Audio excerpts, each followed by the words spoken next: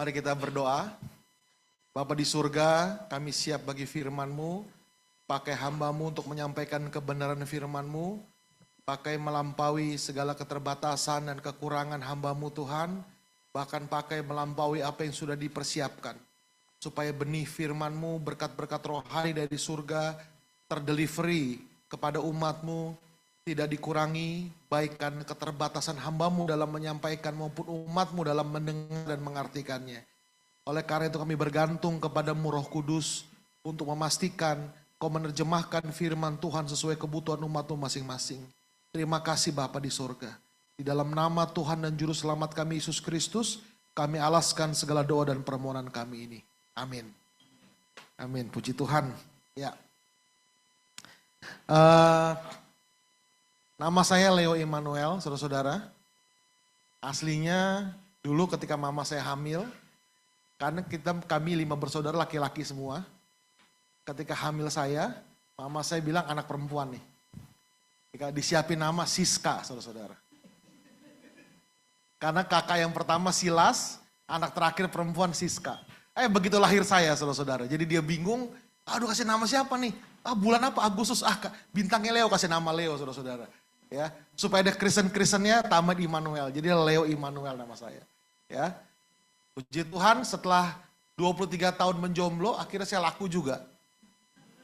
Buru-buru ketika ada yang mau saya bawa ke Bapak Gembala saya bilang, "Om, tolong nikahin kita, Om." Kenapa buru-buru? Mumpung belum sadar, Om, gitu, saudara-saudara. Ya. Mumpung belum sadar. Takutnya kalau udah sadar gak mau lagi sama saya, saudara-saudara ya. Itu terjadi tahun 2000, Tuhan mengaruniakan 2 orang anak kepada kami, putra dan putri. Ya, jangan tanya cakep atau enggak, lihat aja bapaknya, saudara-saudara. Karena bapaknya cakep, anaknya pasti cakep juga ya. Puji Tuhan, saya mengembalakan Gereja Oikos Jakarta. Dan tahun 2018 dipercaya menjadi Ketua Sinode Gereja Oikos Indonesia. Oke, tenang ada di sini. Terakhir saya di sini mungkin 5-6 tahun yang lalu ya. Terus saya dilupakan sama Oikos Surabaya, saudara-saudara. Karena COVID juga dan lain sebagainya ya. Oke. Tema firman hari ini, faith is iman adalah, saudara-saudara ya. Iman adalah. Mari kita buka, diklik Alkitab kita ya. Ini dia. Tetapi Ibrani 11 ayat ke-6, tetapi tanpa iman tidak mungkin orang berkenan kepada Allah. Sebab barang siapa berpaling kepada Allah, ia harus percaya bahwa Allah ada dan bahwa Allah memberi upah kepada orang yang sungguh-sungguh mencari Dia. Jadi apa itu iman, saudara-saudara? Ya, klik 1.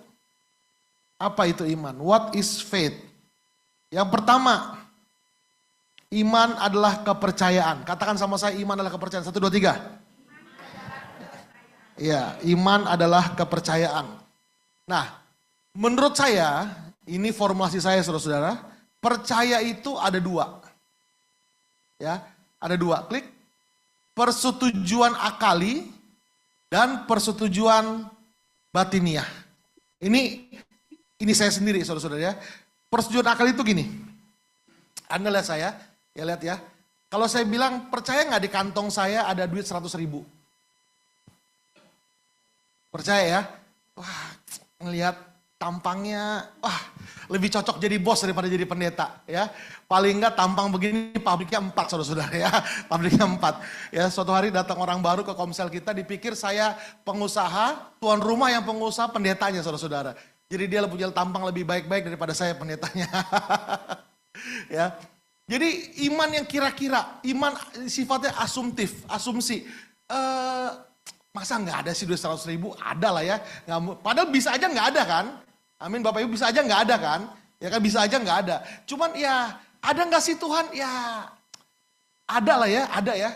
Cuma nggak mau berpikir lebih jauh, ada lah kayaknya sih ada lah Tuhan ya. Cuman nggak mau pusing-pusing saudara. Itu persetujuan akali. Nah persetujuan batinia itu ada pada tataran hati. Ya, tataran hati. Hati yang telah tersentuh dan terjamah.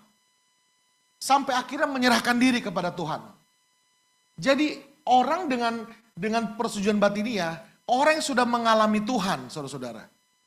Bukan cuma sekedar di akal sini, ya orang belajar teologi di sini, saudara-saudara. Orang belajar teologi dihajar di sini. Makanya Nggak semua orang yang belajar teologi orang baik-baik saudara-saudara ya. Orang baik-baik, nggak semuanya. Cuma, perjuangan batinnya. Ketika seorang teolog ditanya, arti candle saudara-saudara ditanya, kalau Anda bisa balik ke masa muda, apa yang Anda akan kasih tahu sama arti candle muda? Dia katakan gini, saya tidak menyarankan anak-anak sekarang masuk seminari, dia bilang gitu. Kaget saudara-saudara saya dengarnya. Ya, yang bisa saya sarankan adalah know your Bible and pray a lot. Kenali Alkitabmu dan banyak doa, dia bilang. Ya banyak. Nah, itu tataran di batinia sini. Di sini tatarannya. Orang yang sudah mengalami Tuhan, ditanya Tuhan ada nggak? Ada, yakin saya Tuhan ada. Mungkin orangnya nggak rumit, saudara-saudara. Orangnya nggak rumit. Saya waktu pelayanan ke daerah Magetan, ya, ketemu satu ibu buta huruf. Buta huruf tapi uang tahu, saudara. Uang tahu, ya, buta huruf. Dia doa sama Tuhan, pengen bisa baca Alkitab. Tuhan kasih loh. Bisa baca Alkitab saudara-saudara. Ajaib ya. Nah itu kalau ditanya, Tuhan ada nggak? Dia dengan pikiran sederhana, ibu-ibu dagang di pasar, dia nggak punya pikiran rumit. Cuman ditanya, Tuhan ada nggak? Ada, yakin. Ini tataran batiniah. Tataran batiniah. Mengalami Tuhan secara langsung. Jadi dua-duanya harus bermain nih saudara-saudara. Dua-duanya harus bermain. Ya, Guillermo Maldonado dalam bukunya Kemuliaan Tuhan berkata, kalau kita selalu di teologi sini, main di sini, kita seperti ahli Taurat. Cuman kalau main di sini terus, batin terus, kita seperti ada di awang-awang, nggak mau turun. Ya, sering turun naik sorga, ya, turun naik sorga, dibawa ke neraka, wah segala macam saudara. Itu mainan di sini. Ya, dua-duanya harus dimainkan, ya, dua-duanya harus dimainkan. Nah, oke, percaya, klik percaya. Percaya bahwa Allah ada. Bahwa Allah ada. Ya, bahwa Allah ada. Yang kedua, memberi upah. Jadi begini Bapak Ibu. Orang yang mau berpaling kepada Allah, dia harus percaya bahwa Allah ada. Pernah nggak Anda jalan seperti ada yang ngikutin? Seperti ada yang ngikutin, nengok gitu. Saya pernah saudara-saudara. Waktu itu di Balikpapan.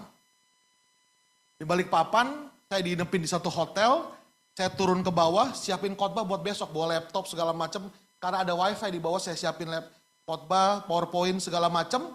Saya naik ke atas, sudah waktu itu tidur naik ke atas. Saya berasa banget ada yang ngikutin loh saudara. Sampai saya nengok ke belakang gini, nggak ada orangnya. Saya naik lift sampai saya pencet beberapa nomor. Maksudnya kalau ada orang jahat, biar dia bingung saya berhenti di lantai berapa gitu kan. Terus masuk kamar berasa ada yang ngikutin, saya sampai nengok gini kamar nggak ada orangnya. Tidur. Akhirnya saya tidur, wah saya kata orang sekarang ketindis saudara-saudara. Tahu ya ketindis ya. Tapi itu kuasa gelap nyata banget. Saya ditekan, saya usir, ada satu sosok besar deket TV, saya bilang, kamu juga keluar, dia terbang ke arah saya. Wah ngeri banget Bapak Ibu. Ya, ngeri banget. Jadi kalau bapak-bapak ya, yang suka nginep di luar kota, hotel lagi dinas luar kota sendirian, kan iseng tuh. Tahu gak gimana caranya supaya nggak merasa sendirian lagi? Tahu gak caranya? Nonton film horor. Di hotel sendirian, setelah itu pasti merasa nggak sendirian lagi saudara-saudara.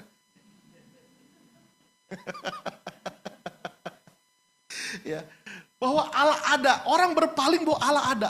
Kemudian nggak cukup sampai di sini, dikatakan bahwa Allah memberikan upah bagi barang siapa yang bersungguh hati mencari Dia. Ya, bersungguh hati mencari Dia. Berarti kan ada punishment, ada reward, ada punishment. Berarti ada hukuman bagi yang gak bersungguh hati mencari Dia, saudara-saudara. Amin. Nah, jadi Tuhan Allah ada, percaya secara akali Allah ada, kemudian mengadopsi sistem nilai yang konsep ketuhanan bawa. Memberikan upah. Ya, memberikan upah. Konsep yang konsep ketuhanan bawa. Apa itu? Misalkan jangan membunuh, jangan mencuri, itu kan konsep tentang nilai-nilai ketuhanan kan. Nilai-nilai keluhuran kan. Jadi bukan cuma percaya Tuhan ada, dia menerima konsep yang sistem nilai yang konsep ketuhanan bawa, saudara-saudara. Ya, konsep ketuhanan bawa. Jadi iman itu aktif, memerlukan ketekunan. Ini perlu ketekunan nih saudara-saudara. Ya, perlu ketekunan. Nah, siapa yang diberi upah? Yang bersungguh hati mencari Dia. Jadi orang yang percaya Tuhan, bukan cuma Tuhan ada, tapi Tuhan memberikan upah. Karena ada orang yang percaya Tuhan, tapi berperilaku seperti ateis praktis. Seolah-olah Tuhan gak ada, hidupnya sembarangan saudara-saudara. Ditanya Tuhan ada gak? Ada. Cuman hidupnya sembarangan. Hidupnya gak kudus. Hidupnya masih dalam roh kenajisan, saudara-saudara. Berarti dia nggak sungguh-sungguh mencari Tuhan, dia cuma percaya akan keberadaan Tuhan, cuma nggak sungguh-sungguh percaya bahwa Allah memberikan upah. Amin. Nah, jadi Bapak Ibu, diklik 1, bukan cuma percaya akan keberadaan Allah, namun juga menerima sistem nilai yang Tuhan bawa, konsep ketuhanan bawa, ya. Memberikan upah kepada orang yang sungguh hati mencari Dia. Nah, Bapak Ibu, klik lagi 1. Sebuah tingkat kepercayaan di mana kita rela berserah dan menyerah. Berserah dan menyerah, saudara-saudara. Ya, saya kemarin naik pesawat ya, naik pesawat. Saya nggak pernah ketemu pilotnya. Nggak pernah ketemu pilotnya, cuman penumpang yang terhormat, karena kita menjelajah di atas ketinggian 33.000 kaki, ya gitu doang saudara-saudara. Saya nggak pernah tanya pilotnya lulusnya nyontek atau enggak, matanya masih awas atau enggak pernah tanya. Di Jerman, ada pesawat Jerman nabrak gunung saudara-saudara. Jadi Jerman kan tekniknya tinggi banget kan. Ini diteliti apa mesinnya rusak, enggak rusak saudara-saudara. Ternyata human error. Di crack tuh email pilotnya habis diputus pacar. Dia frustasi, bunuh diri, cuma ngajak-ngajak penumpang, saudara-saudara. Nah, saya waktu naik pesawat, saya nggak pernah tanya tuh, kehidupan asmara pilotnya gimana, nggak pernah tanya. Kalau seandainya kita lagi naik pesawat, ya kita duduk di pesawat nunggu take off kan, lalu naik pemuda gondrong, nggak salah dengan orang gondrong, saudara-saudara ya, tatoan, jalannya sempoyongan, mukanya muka mabok, sejalan sempoyongan, ngasih high five ke pramugari, masuk ke kokpit pesawat. Nah kita tanya dong, Mbak itu siapa? Itu pilotnya katanya gitu saudara-saudara. Ya saya mau turun Bapak Ibu, saya turun. Ya nggak apa-apa kehilangan uang pesawat, tiket pesawat nggak apa-apa, saya mau turun daripada dipiloti orang setengah mabok begitu. Ya kan? Nah kita nggak pernah tanya tuh pilotnya lulus bener apa enggak. Cuman kita duduk, kita menyerahkan hidup kita kepada orang yang kita nggak pernah lihat wajahnya, yang kita nggak tahu pendidikannya gimana, kehidupan romantismenya gimana, kita nggak pernah tahu. Kita duduk, kita menyerahkan nasib kita ke tangan orang yang kita nggak tahu siapa. Nah, itulah iman, saudara-saudara, surrender. Jadi kata kunci dari percaya adalah berserah, surrender. Orang yang percaya dia akan berserah kepada Tuhan. Ya. Orang yang percaya dia akan berserah kepada Tuhan. Tuhan, aku nggak tahu bagaimana dengan hidup ini, aku menyerah kepada Tuhan. Beda berserah dengan menyerah saudara-saudara. Menyerah nggak lakukan apa-apa, angkat tangan. Berserah, orang melakukan yang terbaik yang bisa dia lakukan, menyerahkan sisanya kepada Tuhan. Do your best and let God do the rest. Orang yang menyerah, udah menyerah dengan keadaan, udahlah malas lah ngapa-ngapain lah, udahlah hancur, udahlah gitu. Begitu saudara-saudara. Tapi orang yang berserah, dia lakukan yang terbaik yang bisa dia lakukan, menyerahkan sisanya kepada Tuhan. Dagang sepi, dia tetap buka toko dengan rajin, dia kerja dengan rajin, ya, dia kerja dengan rajin lalu dia menyerahkan kepada Tuhan. Tuhan, aku sudah lakukan yang terbaik yang bisa aku lakukan sesuai petunjukmu, sesuai perintahmu. Sekarang aku menyerahkan segala-galanya kepada Tuhan. Kata kunci dari percaya adalah berserah. Orang yang percaya, dia akan berserah. Saudara-saudara, berserah ini, kita nih gini, manusia itu senang dengan namanya controlling. Controlling, kita senang mengontrol segala sesuatu. Ya, beli asuransi itu sebentuk controlling tuh, mengantisipasi masa depan. Beli asuransi bentuk controlling juga. Tadi bawa kendaraan ya, ke sini ya, dikunci nggak? Nah, itu controlling tuh, supaya jangan dicuri. Teman saya tinggal di Jogja, tantenya tinggal di Solo. Ketika tantenya pergi ke Jakarta, telepon dia, tolong tadi tante setrika, lupa udah dicabut atau belum, katanya gitu. Ya teman saya naik motor dari Solo, dari Jogja ke Solo untuk mendapati ternyata setrikanya sudah dicabut, saudara-saudara. Ya kan? Itu bentuk kontrol, which is nggak apa-apa. Nggak apa-apa. Controlling dalam berbagai hal sampai tahapan tertentu bagus, saudara-saudara. Nah, ketakutan dan kecemasan datang ketika kita tidak bisa mengontrol. Kita anggap tidak bisa mengontrol masa depan, tidak bisa mengontrol segala sesuatu. Kecemasan datang. Ya kan? Control freak, saudara-saudara. Ada orang yang pengen ngontrol segala sesuatu. Menantunya dikontrol, anaknya dikontrol, semua pengen dikontrol sama dia. Iya kan? Nah itu sudah gak bagus Bapak Ibu ya. Nah tingkat kepercayaan tertinggi adalah berserah. Surrender. Menyerahkan segala sesuatu pada Tuhan. Makanya kadang-kadang Tuhan bawa kita ke tengah badai. Keadaan yang kita tidak bisa kontrol. Untuk mengajari kita arti berserah. Contohnya saya pernah kecelakaan motor. Boncengan dengan istri. Tangan saya patah di bonggol sini, terus saya terjerembab, mau bangun gak bisa, saya mikir nasib istri saya bagaimana. Aduh Tuhan, istri saya bagaimana. Biasanya kalau boncengan motor kecelakaan yang bahaya itu yang dibonceng saudara-saudara. Tapi saya gak kuat, ngangkat tangan gak kuat, saya cuma tergeletak. Aduh Tuhan, aku serahkan istriku ke dalam tangan-Mu Tuhan. Ya kan, Tuhan ajar saya arti berserah ketika saya tak berdaya saudara-saudara. Gak punya kekuatan lagi, ya kan.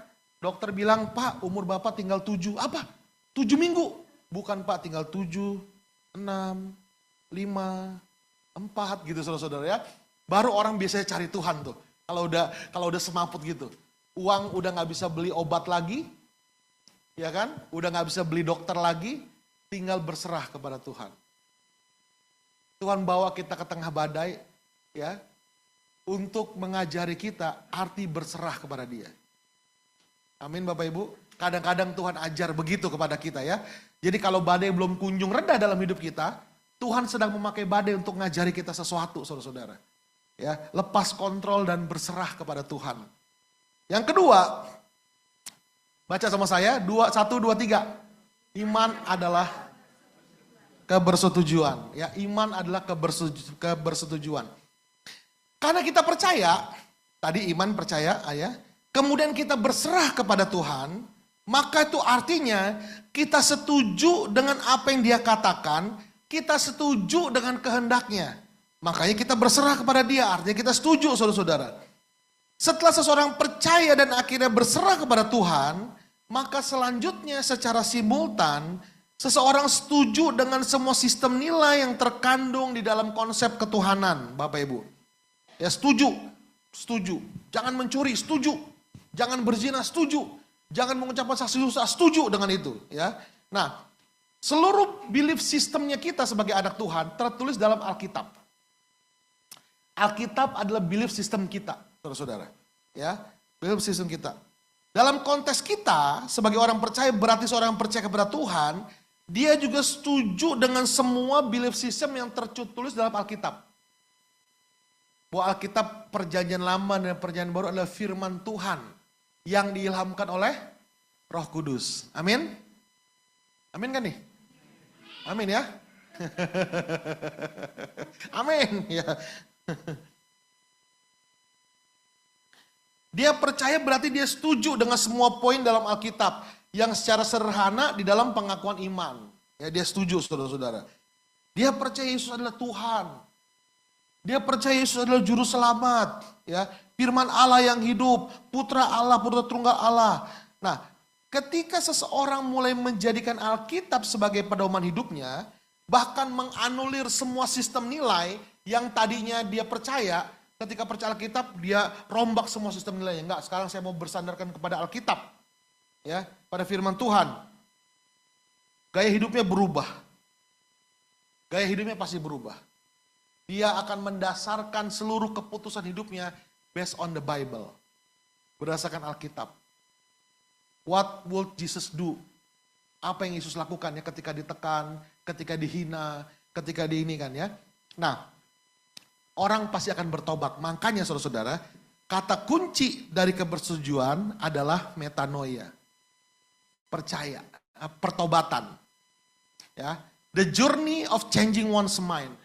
Sebuah perjalanan merubah pikiran seseorang, kepercayaan seseorang, hati orang, ya, berubah dirinya atau cara hidupnya. Ya, itu metanoia, saudara-saudara. Pertobatan. Pertobatan itu enggak sekali jadi. Pertobatan itu bukan waktu kamu nangis, tapi waktu kamu berubah. Aduh Pak, saya emang gak bisa berubah Pak.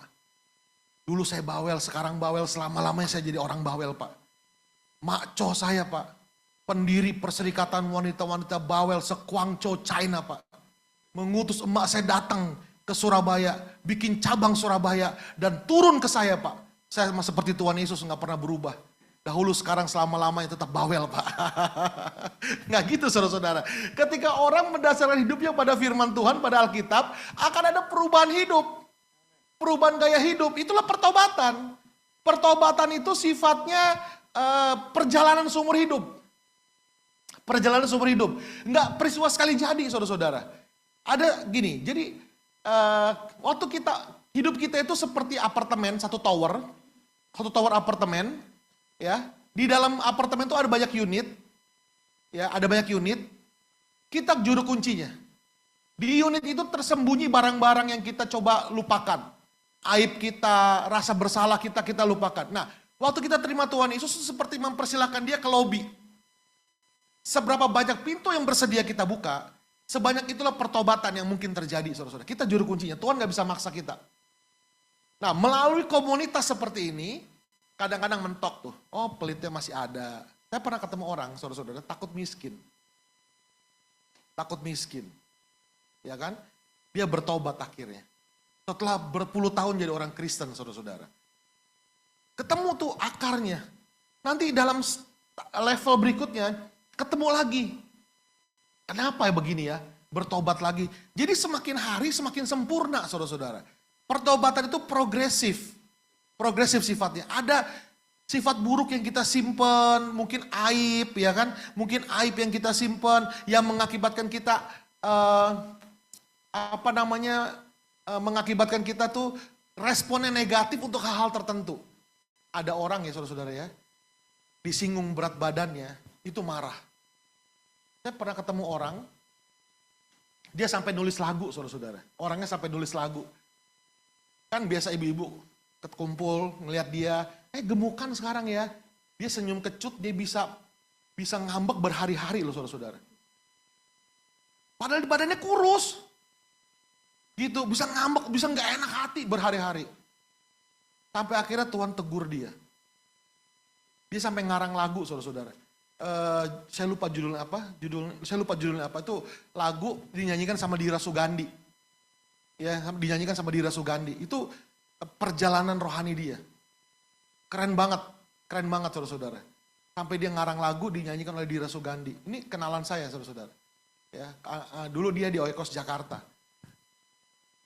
Jadi ada hot buttonnya tuh. Ya, ada hot buttonnya. Ada yang takut miskin. Kenapa takut miskin? Ditelusuri, oh ini penyebabnya. Tinggal dipulihkan. Dan padahal dia udah Kristen, udah puluhan tahun Kristen. Cuman baru ketemu saudara-saudara masalahnya dan dia bertobat. Ya, bertobat. Ada seorang ibu, saya pernah ketemu satu kota, kalau berantem sama suaminya, dia pengen bunuh diri. Ternyata dari kecil dia suka dipukulin. Dia ngelihat papanya pukulin mamanya, dari kecil saudara-saudara. Nah, saya pernah pelayanan di penjara perempuan di Pondok Bambu di Jakarta. Ya, saya pikir penjara kan kumel-kumel gitu orangnya saudara-saudara. Ternyata cantik-cantik ibu-ibu di sana. Saya pergi sama salon Yopi, yang punya salon Yopi, dia bawa kapsernya 2-3 orang. Terus itu salah satu pelayanannya dia, saudara-saudara. Nah, ada satu ibu-ibu, napi. Kelihatan banget orang kaya lah, saudara-saudara. Ya, dari penampilannya, segala macam. Habis saya selesai pelayanan, dia bilang, Pak, saya mau konseling, Pak, tolong doakan saya, Pak. Duduk sebelah saya ini, iya Bu, doain apa Bu? Ini Pak, aduh Pak, saya udah berkali-kali melakukannya Pak. Padahal saya udah bertobat Pak, udah didoain Pak. Saya pikir ibu-ibu kaya, paling narkoba ya kan? Saudara ya kan? Kali ini kan penjara, salah satunya penjara narkoba juga. Paling narkoba lah saya bilang, dalam hati saya gitu nih. Iya Pak, aduh ya Bu, kenapa Bu? Ini Pak sudah 2 pembantu mati di tangan saya Pak, kata gitu. Terus oke Bu, oke. Sebenarnya ada 3, yang satu sakit disuruh pulang sama dia.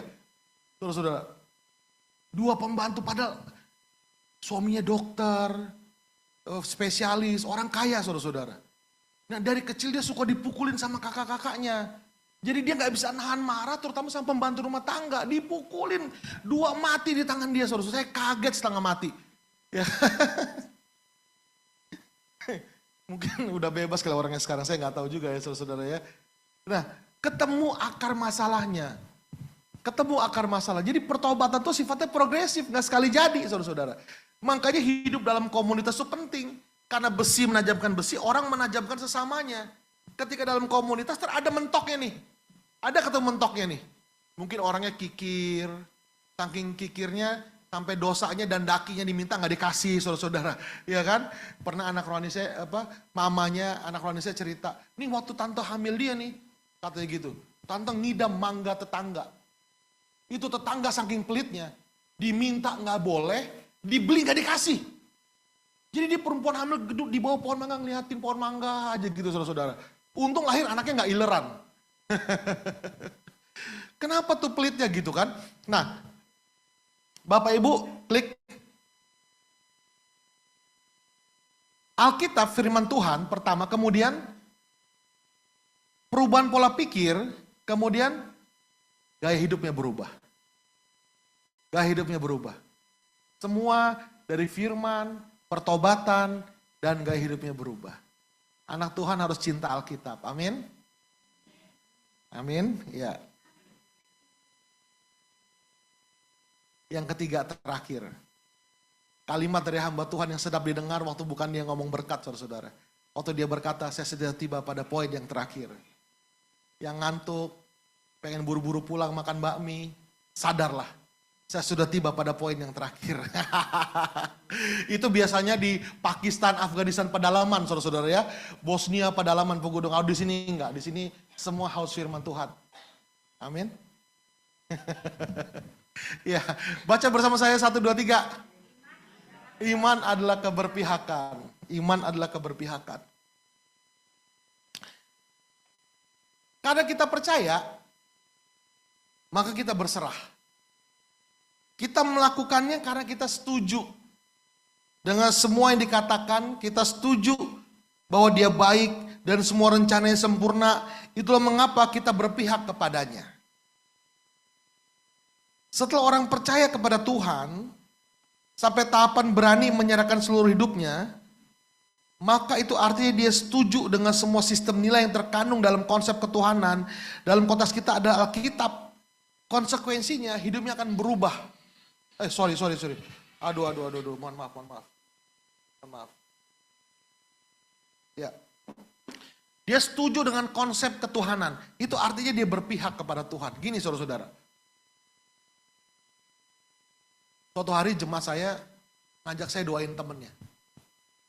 Penjudi Leo, katanya gitu. Ini si om udah tua juga. Kita panggilnya Yeye. Temen Yeye udah tua. Penjudi. Wah, dia mau keren, udah ke Singapura, Malaysia, sampai Las Vegas main judinya. Sampai Las Vegas main judinya.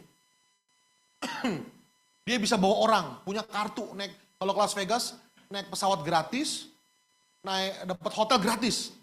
Bawa orang asal. Jadi dia kayak tour leadernya gitu saudara-saudara ya. Wah hebat. Sekarang udah gak main judi lagi. Kenapa? Udah stroke. Jadi orang bertobat tuh ternyata bukannya tidak berbuat dosa lagi saudara-saudara. Orang gak berbuat dosa mungkin karena kesempatan gak ada buat dosa. Uangnya udah habis. Misalkan gak main judi lagi. Tinggal kolor doang. Kalau kolor yang laku dijual juga buat main judi. Ya kan udah stroke misalkan gitu. Wah suami saya udah bertobat pak, udah gak akan nightclub lagi. Iya covid, nightclub semua tutup. Orang gak bertobat itu bukan berarti gak buat dosa lagi. Mungkin gak ada kesempatan buat dosa. Nah, saya baru tahu ternyata orang buat dosa itu ada komunitasnya juga loh. Main judi ada komunitasnya. Nah suatu hari, Pak Stephen Tong saudara-saudara. Saya dengar khotbahnya Stephen Tong, Pak Tong. Dia cerita waktu dia muda. Waktu dia muda dia cerita, dia pernah KKR di Lasem. Ya, Lasem, perbatasan Jawa Tengah dengan Jawa Timur. Dia ketemu satu encek-encek, saudara-saudara. Jarinya hilang satu. Encek ini cerita, dia penjudi. Tiap hari di rumah judi. Gak ada yang bisa nasehatin dia, saudara-saudara. Istrinya gak bisa, mertuanya, orang tuanya gak bisa. Tiap hari di meja judi. Main judi tiap hari, saudara-saudara. Suatu hari John Sung, pengkhotbah dari Cina, hamba Tuhan dari Cina, melawat Pulau Jawa. Terjadi revival di tanah Jawa, saudara-saudara. Termasuk si Incek ini dengar khotbah John Sung bertobat. Temen-temennya ngeledekin dia, saudara-saudara. Lu sombong lu sekarang, gak main judi lagi lu, belagu lu, gak main judi lagi lu, gitu saudara-saudara kurang lebihnya. Komunitas nih. Makanya orang berbuat dosa itu ada komunitasnya.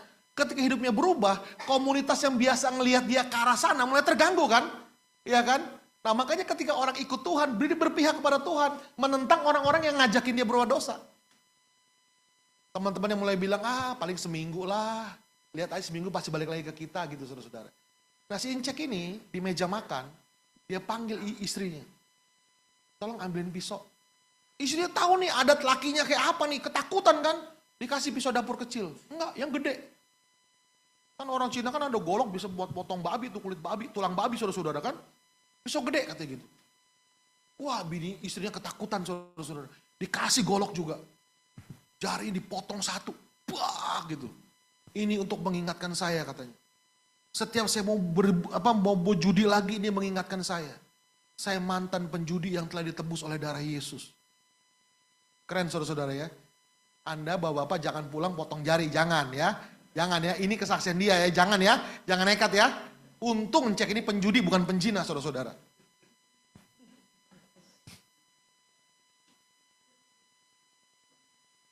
Ada komunitas yang ngajakin dia buat dosa. Yang biasa melihat dia begitu teman-temannya nih. Ketika dia berubah arah hidupnya, teman-temannya terganggu. Mulai menghina dia. Dulu waktu saya SMP, saya diajak ngerokok saudara-saudara. Saya nggak mau ngerokok. Wah lu banci lu nggak mau ngerokok lu gitu. Nah di Jakarta ada satu daerah banci waktu itu, sekarang udah nggak ada lagi. Namanya Taman Lawang saudara-saudara. Nah itu tempat wisata malam-malam, suka orang keliling lihat banci. Saya diajak sama kakak saya ke situ. Ngelihat banci ngerokok saudara-saudara. Besoknya sekolah saya bilang, gue kasih tau lu ya. Banci ngerokok lu gue. Saya bilang gitu saudara-saudara ya. Saya banci ngerokok saudara-saudara. Ketika orang mempertahankan nilai-nilai hidupnya yang kudus, ya kan? Sementara sekelilingnya busuk nih saudara-saudara. Dia membela Tuhan. Amin. Membela imannya kepada Tuhan. Makanya iman adalah keberpihakan. Dia berpihak kepada Tuhan. Lebih condong kepada Tuhan. Tak seorang pun mengabdi pada dua Tuhan. Dia berpihak kepada Tuhan, saudara-saudara. Berpihak kepada Tuhan. Maka kata kuncinya adalah pembelaan. Ya, klik. Kata kunci dari keberpihakan adalah pembelaan. Membela Tuhan. Bukan berarti Tuhan perlu dibela. Ya, kita bukan front pembela Kristus, saudara-saudara. Ya, tapi Kristuslah pembela kita. Amin. Cuman ini iman kita berpihak kepada Tuhan. Ada loh saudara-saudara, ada orang yang gak naik jabatan. Karena syarat naik jabatan atau naik pangkat adalah menjual Yesus. Ada orang-orang begini saudara-saudara. Yang tetap aja pangkatnya rendah. Karena imannya kepada Tuhan. Ada juga yang menjual imannya. Amin. Ada juga. Ada jomblo di sini. Duduk di mana dia?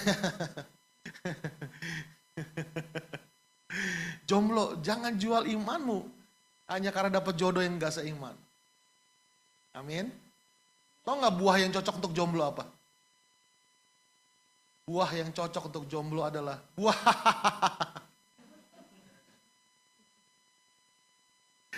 Iya kan? Ada loh orang-orang ya. Saya pernah khotbah ini di satu gereja di Jakarta.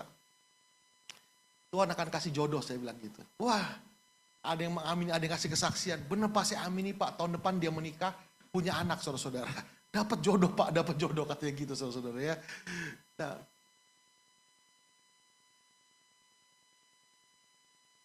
kata kunci dari keberpihakan adalah pembelaan. Kita lebih membela Tuhan.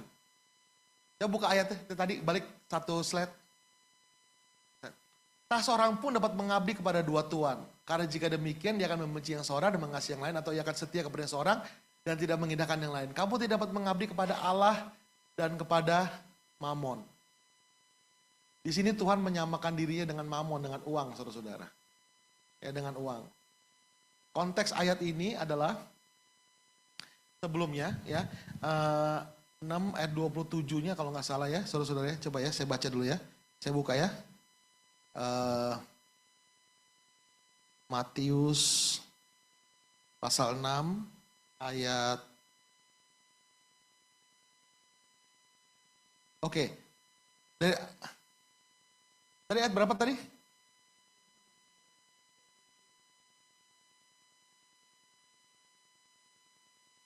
Ayat 24 ya. Setelah ayat 24, ayat 25. Langsung hal kekhawatiran. Hal kekhawatiran. Ya. Karena itu, ada karena kata itu, karena itu saudara-saudara. Karena kata itu, karena itu adalah hubungan sebab akibat. Dari ayat 24 dikatakan tidak bisa mengabdi kepada Allah dan kepada Mamon. Langsung ayat 25-nya judulnya hal kekhawatiran.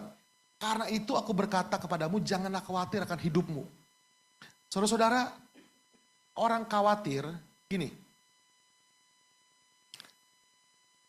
Jangan takut, jangan khawatir. Bukan berarti kita nggak boleh takut dan nggak boleh khawatir. Ya, bagaimana tadinya Bapak Ibu punya anak pemberani. Nggak ada rasa takut sama sekali. Anda sebagai orang tua bilang, jangan pulang malam-malam, dia pulang pagi. Karena nggak takut.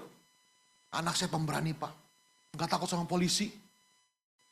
Naik motor nggak pakai helm di depan polisi, saudara-saudara. Ya kan? Nyebrang jalan nggak tengok kanan kiri karena nggak takut mati. Nggak begitu saudara-saudara konsepnya. Oke? Takut dan khawatir adalah alarm alami yang Tuhan taruh dalam hati kita. Dalam diri kita. Ditanam oleh Tuhan. Maksudnya untuk memberitahu bahwa sesuatu yang buruk mungkin berpotensi terjadi atau sedang terjadi. Contohnya kita kunci rumah kan? Kenapa kunci rumah? Karena khawatir kemalingan, kunci mobil, kunci kendaraan, ya kan? Pakai kunci ganda, khawatir. Itu bagus saudara-saudara. Cuman yang gak bagus adalah ketika khawatir itu sudah menjadi sebuah fobia. Ada aktor Indonesia ganteng, saudara-saudara. Takut fobia sama kerupuk kaleng. Ada yang fobia sama mertua. Ada saudara ternyata. Fobia sama bayangannya sendiri, ketakutan melihat bayangannya sendiri. Ada saudara-saudara. Ada, ya kan? Nah, jangan khawatir akan hidupmu. Karena gini, khawatir akan hidup, akan apa yang kamu makan, pakai, sandang, pangan, dan papan, akan membuat kita berusaha bagaikan candu khawatir itu untuk memenuhi kebutuhan hidup kita. Ya kan? Wajar, amin. Bapak Ibu harus kerja setiap orang supaya menghasilkan uang, make money. Cuman kekhawatiran akan membuat seseorang, menyebabkan seseorang mencari uang, lalu mulai melupakan Tuhan. Karena nggak mungkin mengabdi kepada Allah dan kepada Mamon. Ya, menduakan Tuhan. Sampai Tuhan berkata, pandanglah burung-burung di udara. Ya, konteksnya adalah konteks kekhawatiran. Di ayat 19 judulnya hal mengumpulkan harta. Hal mengumpulkan harta. Oleh karena itu jangan khawatir. Jangan khawatir. Karena kekhawatiran membuat orang cari uang lebih keras daripada cari Tuhan. Bukan berarti kita nggak butuh uang. Gereja ini bayar listrik kan. Pak Tommy bayar listrik nih ke PLN. Berapa Pak tagihannya? Oh 2 juta. Bentar Pak saya doa Pak ya. Saya bahasa roh dulu Pak. Udah belum tagihannya Pak? Enggak gitu caranya saudara-saudara. Ya kan tetap perlu uang. Perlu uang untuk bayar listrik, perlu uang. Untuk makan perlu uang. Habis ini kita ke mall makan perlu uang. Cuman pencarian kepada uang melebihi pencarian kita kepada Tuhan. Bahkan sampai mengorbankan nilai-nilai ketuhanan.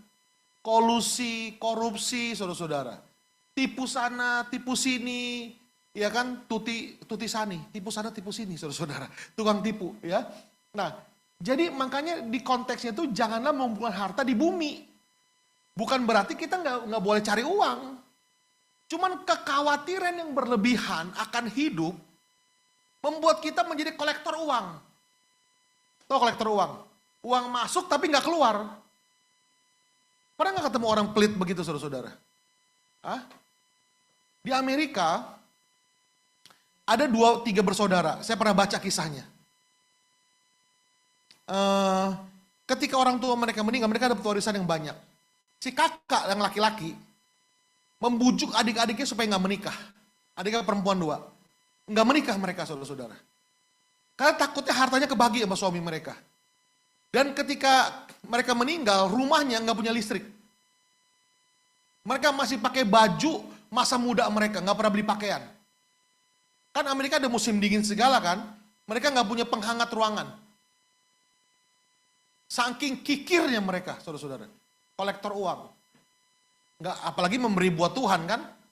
Memberi buat Tuhan. Gereja Oikos rata-rata tidak mengkhotbahkan perpuluhan. Saya juga percaya sini nggak ini ya Pak Yo ya. Saya juga nggak pernah khotbah perpuluhan, saudara-saudara.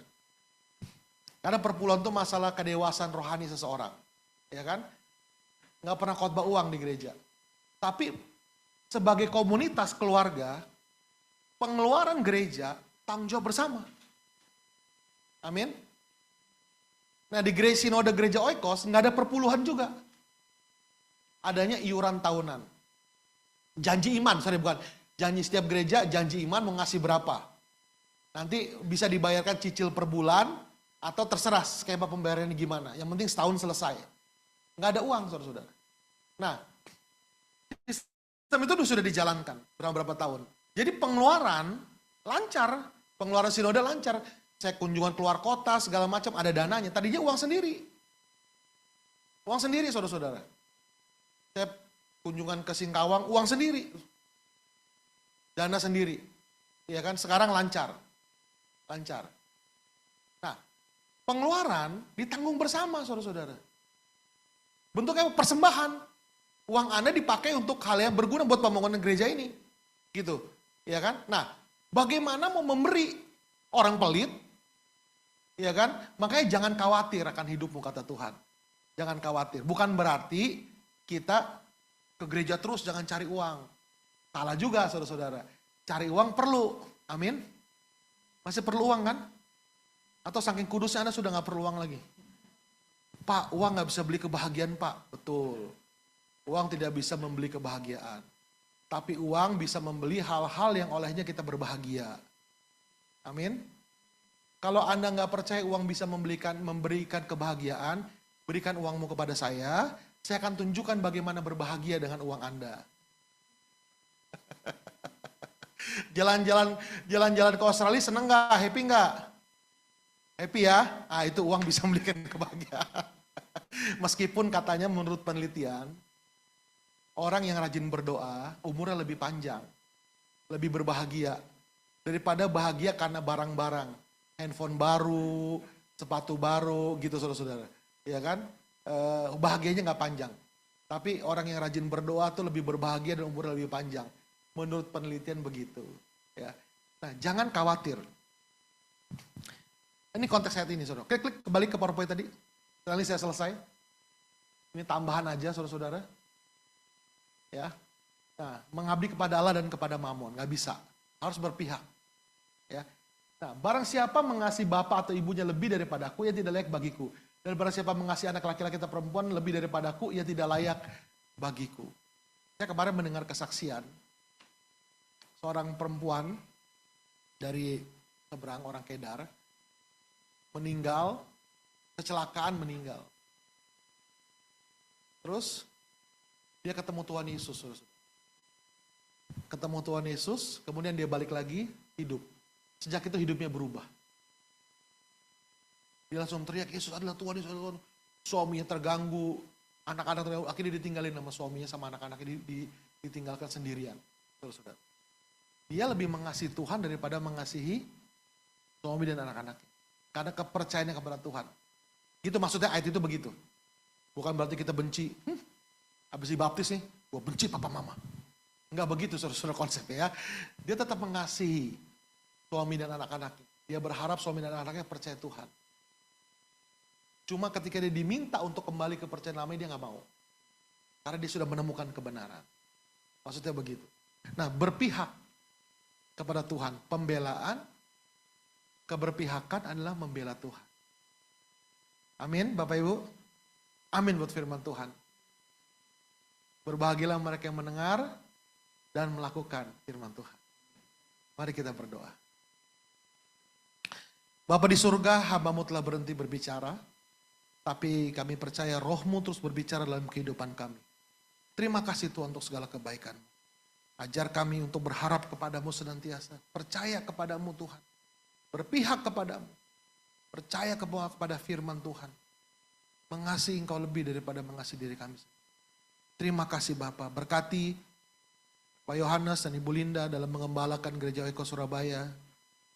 Berkati mereka Tuhan. Berkati segenap pengurus gereja. Campur tangan dalam setiap pergumulan mereka. Dalam pengembalaan mereka. Tambahkan dengan jiwa-jiwa yang lapar dan haus akan Engkau Tuhan. Terima kasih Roh Kudus. Di dalam nama Tuhan Yesus Kristus kami berdoa. Amin. Saya serahkan pada yang bertugas.